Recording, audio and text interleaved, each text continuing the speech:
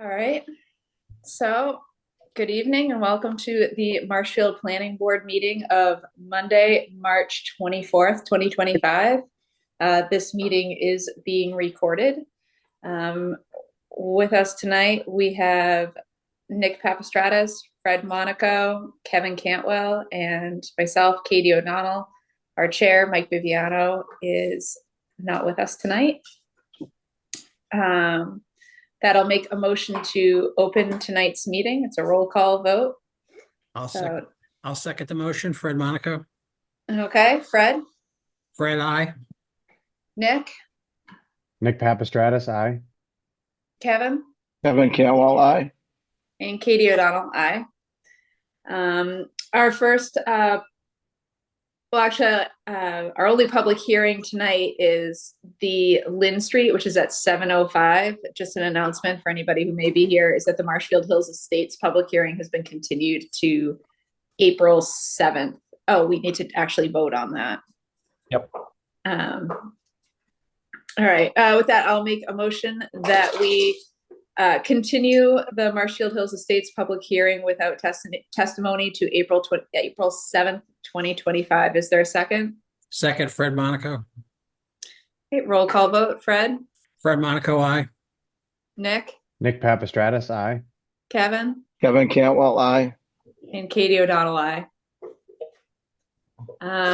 What else can we fit in before 7:05? We have the minutes of February 24th and the 27th. So I will make a motion that we approve the minutes of February 24th, 2025 and February 27th, 2025. Is there a second? Second, Fred Monaco. Okay, roll call vote. Fred? Fred Monaco, aye. Nick? Nick Papastratis, aye. Kevin? Kevin Cantwell, aye. I wasn't there on the 24th, so I guess I abstained from that, but I was there on the 27th. Okay. And Katie O'Donnell, aye.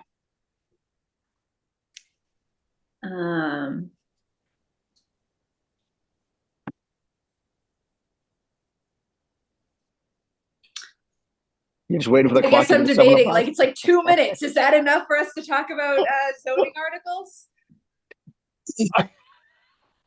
Well, I don't know if you want to rush it, but sure. Do you have any board of staff reports for 2 minutes? No, and it's only 1 minute now. Okay.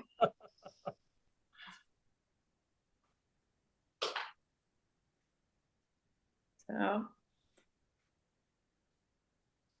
Dana, can you hear us? I can hear you. Can you hear me? Yep. Excellent. Share screen.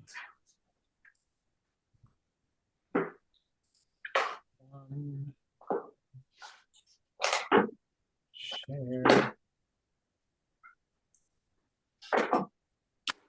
Katie, can you see the full screen of the plan? I can. Everything's very tiny. Yes, I will zoom in, but that's the overall. Yeah. Dana, do you want me to start at the top or the bottom? Probably at that intersection of and show the drainage at well, I think really we're talking about the new drainage at across from the intersection of Lawrence.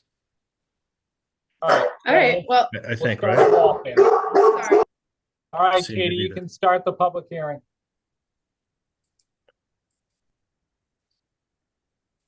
Oh, we lost Katie.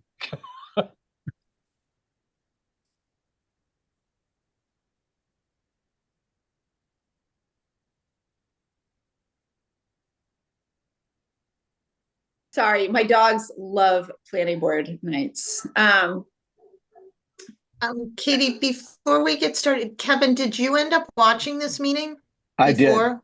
You did? Yes. Okay, so you do need to get us the affidavit when you get a chance. I will do that. Okay, so with that acknowledgement, We can open the public hearing. we can open. So I will make a motion to open the continued public hearing for street improvements to Lynn Street, / Essex Road. Is there a second? Second, Fred Monaco. Okay, roll call vote. Fred, Fred Monaco, I. Nick, Nick Papastratus, aye. Kevin, Kevin Cantwell, I. and Katie O'Donnell, aye. With that, I'll turn it over to Greg and Dana, whoever's presenting first here. We'll let Dana go. Sure, okay. So as of the last meeting, there were questions about the drainage sufficiency. So as a result, I met with Rod Procaccino and Charlie Swanson over at engineering. And Charlie had an idea about doing a basin in the town-owned property right about where Greg is showing there. And nobody really was for that, including it seemed like you guys weren't for that. I wasn't for that. So when I talked with Charlie, he's like, well, nobody likes that. So let's do something else. So what we came up with was a series of galleys, an underground galley system that would hold the drainage that comes down the street from the top of Essex down the street, and it gets caught by CB1 and CB2. They go into drainage manhole number 1. And then there's 2 outlets out of drain manhole number 1. One of them goes down to the intersection of California Street. And in California Street, some of this I'm reiterating from before. In California Street, in that intersection, there are 4 catch basins. Each one has a leaching facility off of it. Right now, all those basins are chock full of dirt because the part that I'm proposing to pave is all dirt right now, of course. It's all downhill or uphill rather from that intersection. So right now what happens is all that water comes down Essex Avenue, carries the sediment with it and fills up all the basins, and it may or may not fill up the leaching facilities in that intersection that's existing now. So I'm proposing to pave that road along with Lynn Street too, but in Essex, I'll catch all that water coming down to CB1 and CB2. Again, it goes into drain hole number 1, but it has a second outlet that is lower than the first outlet that goes down to the intersection, so that any water goes into this galley system on the side of the road. If in large storms those galleys were to fill up, it would backfill the pipe, go back into drainage manhole number 1. Once that entire system is flooded, then it would overflow into the pipe down to the intersection, into the existing system. Okay. Now,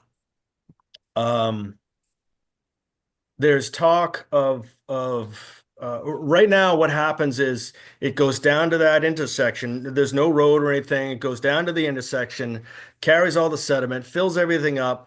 But there are pipes that that continue down Waltham, go to Ferry Street, and there's some question of whether it continues across Ferry Street and goes somewhere, or I've been told by Rod and Charlie that it just stops at Ferry Street and it doesn't go anywhere. There's talk in the future of that could be remedied in the future. However, right now, apparently that's not happening right now, I guess. So, Dana, yes. it goes over on the street. It overflows up onto the street, goes down to Ferry Street and gets caught by catch basins in Ferry Street. Because there is a utility thing that's in the right of way, right where the drainage line needs to go. Okay. So that's why it's not piped over to the, and then it goes under Ferry Street and it goes in the old Armstrong pit area where that detention basin is. So I guess, so it's on top of the ground. The flow is on top of the ground at that point to get it It'll come across back there. out the catch basins and then run down the street. Okay, all right. Ferry. So there's talk in the future of it'll continue underground potentially in the future. Yeah. So, so bad situation right now. I'm trying to make the situation better by doing the street improvement. And because of adding this galley system off the side of drainage manhole number 1, I believe it's going to catch a significant amount of water, certainly a whole lot more water than I'm creating. I really don't think I'm creating very much water at all because I'm paving an existing street that is gravel packed now, and the runoff coefficient is very, very, very close to each other between packed gravel and pavement. So Charlie and Rod agree that I'm really not creating a whole lot more runoff. It's just that the runoff is getting down to the intersection faster at this point. So because I'm doing CB1 and CB2 and manhole number 1 and going off the side of the road with all that drainage, the new galleys, there's 10 galleys with stone around them. Because I'm doing that, it largely takes away the runoff that goes all the way down to the intersection. Okay. So much so that I asked Rod and Charlie, great, I can eliminate all that 12-inch RCP from drain manhole number 1 all the way down to the intersection that I'm proposing. And they said, oh, no, we want that too. And I go, well, it's not going to be used. Well, in a big storm, it would overflow. I go, okay, but everything's filled up down in the basin and down in the intersection. So it's not working right now. And they said, oh, we want you to clean everything out down in the intersection, which at this point, I'm not willing to do anymore. I was willing to do it, but now that I have to do all this drainage off to the side, I feel as though I'm catching more than my fair share of water, and I'm making the situation a whole lot better. Now, I do know that they said they have cleaned it out in the past, that intersection and all the catch basins in that intersection. So I know they've done it.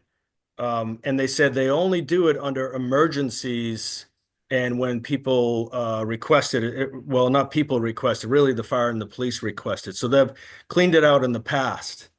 So, so because I'm willing to do all this other drainage, I'm no longer willing to clean out everything down there simply because I don't want to own that intersection because it could get into, well, clean out the basins. Then we find out that the leaching facilities off of those basins could be full. And then I'd be saddled with that. And then if anything goes wrong, I own all that mess. So I definitely don't want to do that, but I am willing to do this other drainage system off the side of drain manhole number 1. As well as we've already talked about Lynn Street. At the end of Lynn Street, I have another set of catch basins. Well, there's a set at the beginning, but a set at the, right. So anything that comes down Lynn Street gets caught in those catch There's basins. the high point. Yeah, there's a high point. And so anything that goes in this direction that Greg's going now gets caught by CB 5 and 6. And those go See, into that goes beyond his property. Yeah. Oh, what's that? Here, if I can't hear you. Jessica, if you can make sure you're muted, please. Thank you. Okay, go ahead, Dana. All right, so CB5 and CB6 from the high point, they catch all the water from the high point to the end of the street improvement, and then that goes underground into a leaching facility under the road at that point. And that is still all exposed. The pavement ends, and then the drainage facility is under the gravel portion of the road. So going back up to the beginning of Lynn Street. So from the high point right there, water flows down to CB 3 and 4 and into a drain manhole number 2. So all the way from the high point on Lynn down to Essex and all the way down to CB 1 and 2, all that water is being trapped into the 10 galley system right there. So I think it's a great improvement for the neighborhood. I think it'll largely help the flooding situation down at the intersection at not only California Street, but also at Ferry Street. Because now I'm intercepting a lot of the water before it gets down there, as well as paving all that will keep the dirt, largely keep the dirt out of all that, all those structures down at the intersection for the future. So that's where we're at this point. Katie? All right. So on the planning side, the one thing that we would disagree with Dana is the cleaning out of the California and Waltham intersection. But I do not have a problem with making it a one-time cleaning out when he connects with his system into this system. So he's not responsible for repairing. He's just cleaning it out, and then the DPW can get in there and decide if they need to do anything else. I would make that as a condition for the approval. I don't know if anybody from the public is here for this.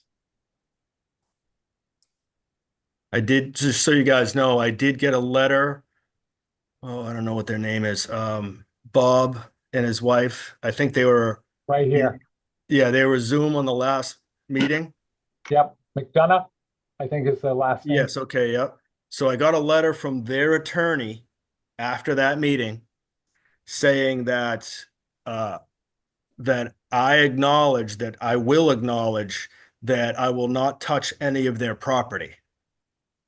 I didn't respond to it. I don't know if you guys got a similar letter or not, but you can see that their fence and their stone wall encroach into the right of way by maybe 10 feet. It shows on the plan right there. Yep. And I don't have any plan of disturbing any of that. I think the way it's drawn, the pavement will go right by it and it'll be at grade. So there's no fill or no cut right next to where they're doing. There's really no fill or cut in the whole thing. All the pavement is well within 6 inches of grade now.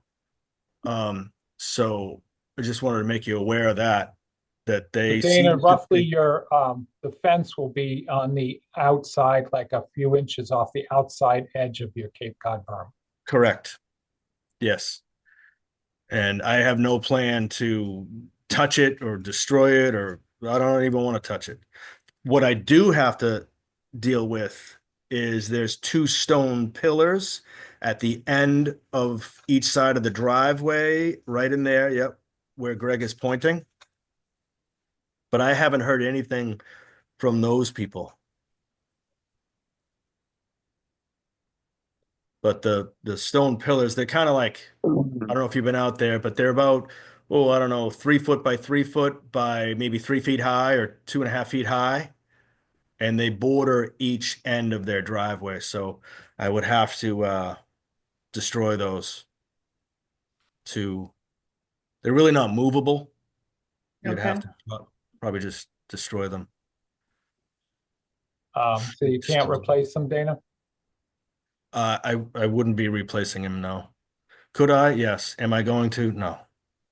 Sorry. They're about 13 feet into the right of way, I think, from what I mean, I can leave all the rocks there. I don't have to take them, and I can try to carefully move them, but I don't know how deep in the ground they are. I don't know if there's a footing underneath them. I don't really know much about them. But otherwise, I don't think I'll have to touch really anybody's stuff. There's really no tree removal. There might be a couple of very small trees, 4-inch trees or something on the sides, but it's largely there's no tree removal, root removal, anything like that. It's just And pave the Dana, existing. you're connecting the 3 existing houses on Lynn Street to the new water line you're installing? Correct. So, I didn't know if there was 3 or not, but Yeah, there's one down here at the bottom, so anything that's off the end of my 2 houses my up here. okay, so it looks like I would be doing two houses, because if they're off the end of my street improvement, that's where I stop the new water line and just connect to the old water line, which is a 2-inch line. So if their connection is after that, I wouldn't touch them. Make sense? So All right, that is there any, one's 26, I think.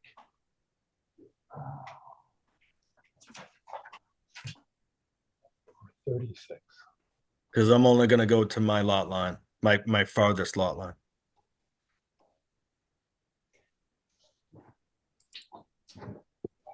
Katie, you want to see if there's anybody in the Yeah. public to speak on this while I look up the house number? all right, I just pulled up the participants here. Are there, is there anyone from the public who has questions or comments? Yes, hello. Sorry? Hi, this is Richard Zacchini. I live at, the number he's looking up is 39 Lynn Street. Yes. 39 Lynn Street, okay. Yes. I have a question about the catch basin at the end of the street that looks like it's beyond his property. Yes, we are pointing to. Now, how much is that gonna disrupt me going in and out of my property? Because it narrows down there pretty good, and there's no way to dig up the middle of the street without me impeding me leaving and coming and going. Right. I'll have to keep at least 10 feet open on either side. Well, you don't have that down there. No way. Okay. I mean, there's Can't be that's done. not part of the street improvement. And then you're lucky to get 10 feet, total across from my property to, there's a large berm across the property that goes up. Right. So I don't know how you're going to accomplish that.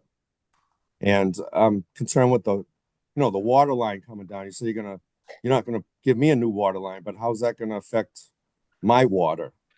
I mean, you're gonna disrupt that, and then all that sediment is gonna screw up my hot water heater. Or I'm not accusing. I'm just asking.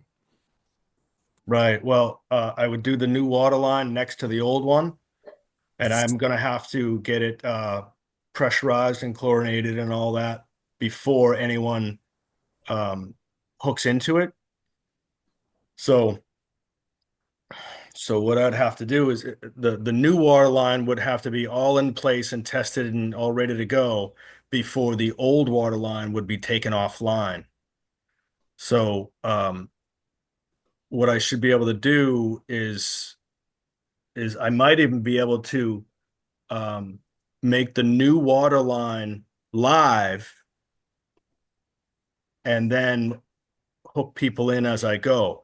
In other words, I would be keeping you on the old water line all that time when I'm working on it. Okay. And the last thing would be to switch to let me think. I'd have to work it out with the water department. It could be that they might want to even keep both of them. That way you just stay on the old one, and I put other people on the new one. They might be okay with that. I'll have to ask them. Okay. And I don't know if you've been down there, but the previous owner had my street, the front of my property, paved. And I don't know if that, the catch basin, if you have to rip up the pavement. Because where you end and you're going to pave up to, then I don't know how much of dirt road there's going to be. And then, then it's going to be paved again.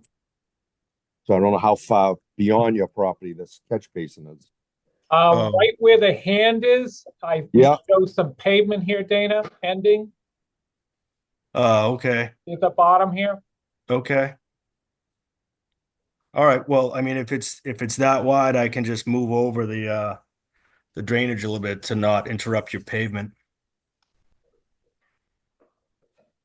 Okay, it's not very wide down there. It's just, it's overgrown and Right. I mean, I'd have to clear out a little bit within the right of way of the road to make sure that you can get around during construction. Obviously, I don't want to keep you from getting in and out of your house. right, but You that know? catch basin looks like it's beyond your property, right? Well, it's an underground drainage facility. It's the catch basins. There's two catch basins, and they stop right at the end of the road improvement. We're right at the end of the pavement. Okay, What you see graphically is under the ground, and it's like a leaching facility under the ground that will be gravelled over, and you won't even see it. we had the arrow. That's basically where the tree line starts. That's where the pavement ends. You get the little, yeah, up a little Okay, so- further, like that's where the pavement ends Okay. from my property up. Got it. Okay. Yeah. Yeah. I mean, I don't want to disturb your pavement if certainly if I don't have to. It doesn't look like I have to if I can just tweak the end of the underground leaching facility over. It looks like I gotta go over 3 feet maybe, Okay. which that'd be fine. I just have one more question. On the plans, it said there's two lots that are Potentially buildable. potentially for, but what is the other plot? Well, it's not based on a whole lot, pardon the pun. One is mine, obviously. Next to mine is Ken Melvin. That one right there, yep, where the hand is Yes. now. Well, there's Eh. something going on with that. That's Right. Well, put it this way is the only reason is see, they request that I list potentially buildable lots. So okay.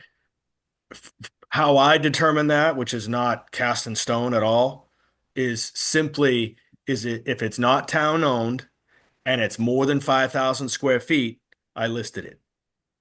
Now, Okay. that lot conforms to those things. So it's not town owned and it's more than 5,000 square feet. So it could, I don't know if it does, but it could possibly get grandfathered or qualify for residential lot of record status. But also, I think that lot is only 5,000 or 6,000 square feet. This is in a well protection zone. So you need 10,000 square feet for each bedroom that you're going to build. And the minimum amount of bedrooms that you can design for on new construction is 3 bedrooms. So you would need 30,000 square feet. Now, mine doesn't have that. Mine only has 5,000 square feet on the site. However, I own other land in this same zone that the total, when I restrict all that land for the benefit of this one, the total is more than 30,000. So you would have to do the same thing on Melvin's lot. Okay. And can it be done? It could be done. It's very difficult to do, but I didn't get into all that in saying that it's it's just potentially buildable. It doesn't mean it's buildable. Okay. That's all. Okay, That's all I have. Thank you. all right, thank Sorry, you. thank you. I'll work with you out there too. I'm sure you'll Alright. be out there and I'll work with Well, you. I'll be out there. Okay. All right, do we have anyone else who's here for this public hearing who has questions or comments? Any input?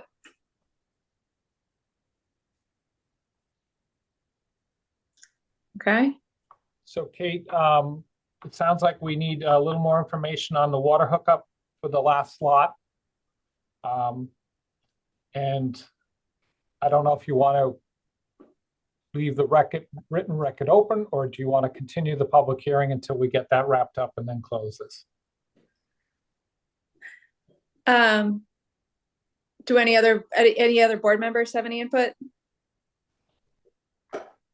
Sorry. I don't at this time.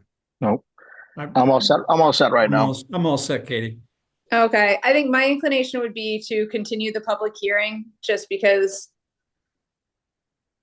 I mean, I think there's still a fair amount like of information that needs to be clarified and everything, and I don't want us to close the public hearing in case any of that needs to be discussed still. So I'd make a motion to April 7th.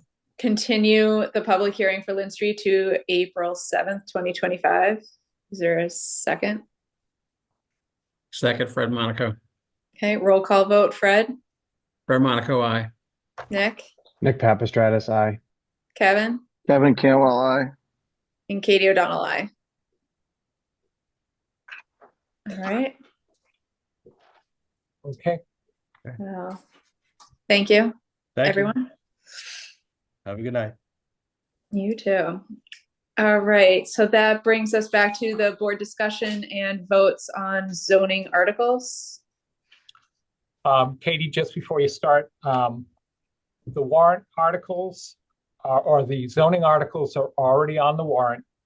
The planning board's role is to vote a recommendation for town meeting. Town meeting decides the zoning changes. So the planning board's vote is not the final word. It goes to town meeting. Planning board recommends what the board would like to see happen. Okay. All right. So the first two articles of the annual town meeting, Articles 8 and 9, were articles that talked about the battery storage facilities. And we were supposed to have them in the Brant Rock Village overlay last year, or last town meeting, and we said that we would come back and correct that. So that's what these first two articles are. It's basically so you would not have large commercial battery energy storage systems located in the Brant Rock Village area, and that you would not have large solar on the ground installations in the Brant Rock area village overlay. Okay. I don't know how other board members feel, but I feel like we have like groupings of articles, and I feel like if we voted sort of each as they go together, that might make sense. Yep, I agree. Sure. All right. Yeah. Well, those two are together though. Those two are together right now, so that's right. Yeah, so that's Yeah. what I'm thinking is Okay, that's that, fine. Yeah, that's fine. Yep, Yeah. I agree. I Yeah. agree. anybody fine have with- any I'm fine with questions, that. discussion on this? Nope. All right, I'll make a motion that the planning board vote to support, is in favor of Articles 8 Positive and 9. recommendation. Yeah, makes a positive recommendation for Articles 8 and 9.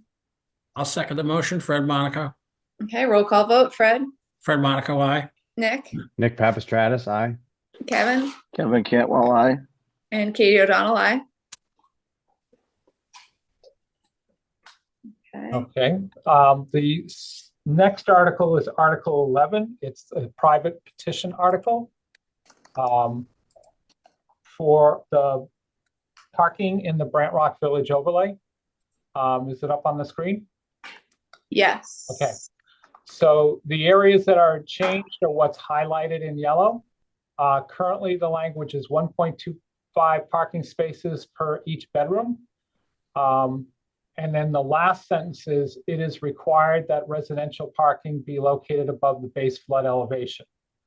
The proposed change is to reduce from 1.25 to 1 parking space per bedroom, and to strike that last sentence completely about the base flood elevation. On the staff side, we have concerns with reducing the 1.25 parking spaces. When we had gone to town meeting a few years ago when this was passed, that was our recommendation. And the original language was should, not shall, or recommend versus require the base flood elevation that parking be above it. There was a floor amendment that was made at town meeting floor, which did pass, and that's where this was changed from a should to a shall, or from recommended to require. On staff side, we do not, we think that should have been a shall. It's basically a policy direction. It's the property choice of the developer and also the residents that would be purchasing those properties, that they're in a flood area. So on the staff side, that's where we were thinking on this. I can see the reason for not wanting to put the parking. It's a substantial expense. On the 1.25 though, if this were to be developed as 1 or 2 bedroom units, we would, even if they were 1 bedroom units, we would expect some of the units would have 2 people in that bedroom. And we would also have other units that would be having guests, which is why that, extra percent was added in there to provide a little more parking for the residential units, especially during the summer, when other activities are going on. Okay, I agree with all of those concerns. Are there any board members? I agree. Yeah, I would agree as well. I think to remove the requirement for parking above that flood elevation. I think if it's whether the language is rewritten back to shall or stricken, I guess is maybe a further discussion. But yeah, for the parking, reducing from the 1.25 for each bedroom, I tend to agree. I guess I would hate for there to be a kind of an overflow from the property onto other public parking areas that are already a problem. So I think keeping that 1.25 would kind of mitigate some of that. I agree also, Katie, with that. Okay. Any other board members? Nope, I agree with what you guys are saying, because it's at 31 bedrooms, you're talking 7 more parking spaces, 8 more parking spaces. I think we all know, we all been to Brent Rock. It's tough parking down there to begin with. Agreed. Now we're just voting on the articles. We closed the public hearing for this, correct? Yeah, the public hearing was closed already. Okay, I just wanted to confirm that before. So The how do I board want to could phrase the recommend, motion here? the board could recommend for town meeting that the 1.25 stays and that the last sentence is stricken. Wouldn't that be an amendment? That's an amendment that the property owners could make. Right. So we wouldn't be forcing a floor change.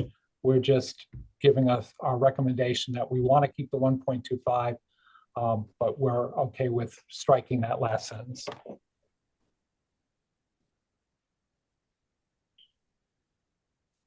Okay. Karen, do you have any other thoughts? No, I think it's, I just wish they were 2 separate articles. It would make it cleaner. Yeah. It would, but that's not how it was written. Right. But I think that, yeah, our recommendation would be that, and town meeting members voters take it as we present it. Someone else could do a floor amendment. Yeah, I hate to motion on a proposed amendment that isn't in front of us. I'm tempted to not recommend Article 11 at this time. And then I think that we could use that as part of our explanation if Yeah. the board was asked for. As written, you don't support it. And then that's our reason why.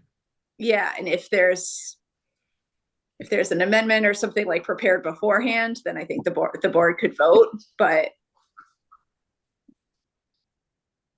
Katie, am I allowed to chime in? This is Stephen DeSantis. I don't know that you can, because it's not because we closed the public hearing. What do you think, Greg and Karen? We're not supposed to, Yeah. Sorry, I feel like procedurally. It's just more of I think it just might be confusing to people. I understand that both of them are in one article, and I as well with my understanding it was going to be 2 articles, but this being just one article, I think it might be confusing to people just because of those 2 points in that one particular article. Yes. So I'm going to cut you off there. I'm sorry, Yep. just because I don't want Thank us you. to be having a public hearing without it being posted. Understood. Yeah, I'm just conscious of that.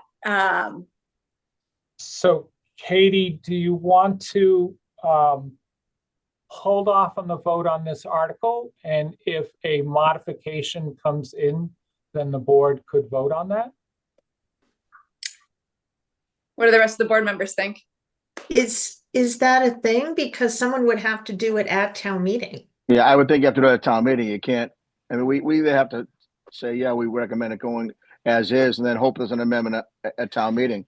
I mean, I think we're not the proponents for the article. I think in fairness to them, I mean, I think they could probably argue at town meeting that it might have been better as 2 different articles, but it was presented as one. I don't know if it'll be confusing or not to people. I think I understand, you know, there's 2 separate issues here, but I think we should move it to town meeting and let the proponents, if they wanted to make changes and agree with the changes, let it be done at town meeting. So the proponents could make changes, give them to staff prior to town meeting so you're aware what's going on, and then the board could make a vote based on change. Like we usually have a meeting 5-minute scheduled the meeting night of before town meeting, like, Yep. of it. So if there's a change there, but I think to keep things clean now, to make our recommendation and have that be clear at this point, then I would make a motion Not to recommend Article as 11 written. Okay. for town meeting. Is there a second? Fred, I saw you wave your hand. You're muted. Second, Fred Monaco. Okay, roll call vote. Fred? Fred Monaco, aye. Nick? Nick Papastratus, aye. Kevin? Kevin Cantwell, no. No, okay. To not recommend. Right. Wait, I'd rather it go like it is. So I know they're going to come back, but No, if they come back, that's fine. so you're against the motion? Yes. Yes. Okay, so it's Against the different. motion. Yep. All right. And Katie O'Donnell, aye. Voting not to recommend. Okay. And Next article. So what Sorry. was that? Was that 4-0 or 3-1? 3-1. Okay. Sorry, always confused by the negatives. Sorry. And the last 4 articles are in the special town meeting, which was the ADU, the protected ADU language that we have been working on since last town meeting, with Andrew, the building commissioner, town administrator, town council, etc. The one change that was put in the warrant by Bob Galvin was on the text of the main text of the ADU language, D16. You can see the last sentence was originally that it would require a special permit to be issued by the Board of Appeals if it did not meet the existing density and dimensional requirements. After several discussions with the Attorney General, Bob Galvin has gotten back to us, and we went with the new language in blue, which is already in the warrant, so we do not have to worry about a floor amendment or change. And it basically says the existing density requirements without a finding by the Board of Appeals versus a special permit requirement. So that is what's recommended by all the parties that have been working on it and by the Attorney General. So that's what's going before town meeting.